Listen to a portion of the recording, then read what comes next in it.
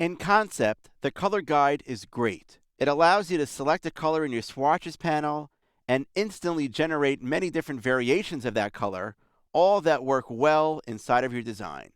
However, many times a designer is forced to work within certain limitations of what colors they can use. For example, right now I'm working inside of a CMYK document. If I think about the world of the web or the screen, where RGB offers me far more colors to work with, especially bright colors, it doesn't really help me if the color guide suggests a really bright color that I can't achieve in a CMYK workflow.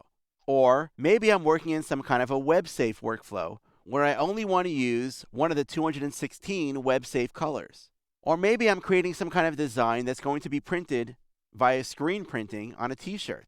And in that case, I need to only use spot colors, and I want to use colors from the Pantone color library. How can I get the color guide to work for me in those cases? Well, that brings us to what I believe is one of the most powerful parts of the color guide, the ability to limit which color ranges it can work with.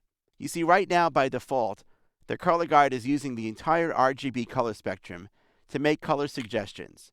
So when I click on colors here inside of my swatches panel, it's looking at the entire RGB spectrum and making color suggestions. However, maybe I want to work specifically with Pantone colors. So these colors here are not ones that I can use. It has a really long tooltip that reads limits the color group to colors in a swatch library. Well, when I click on this, it may look like I'm just opening up some kind of a library like we did before, for example, color books, Pantone solid coded, but what's really happening is I'm loading this entire library into the color guide and at the same time telling the color guide to only make suggestions from this library, not from anywhere else. So if I now choose Pantone solid coded, notice that all the suggestions that are coming from the color guide are now already Pantone colors. If I know I want to use only web-safe colors, I can click on the same icon and at the bottom choose web. Since I see it says web over here, I know that any color that I click on here will set that as the base color in the color guide, but any suggested colors will all be web-safe colors. This is an incredibly powerful feature because, for example, I might take some colors that I've defined for a certain season.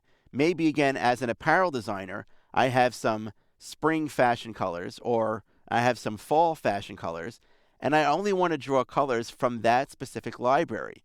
Well, I can load that custom library right up here inside of the color guide, and now all the colors that it suggests will only be from the library that I choose. This means that the color guide now becomes my true partner in helping me choose the right colors for my design.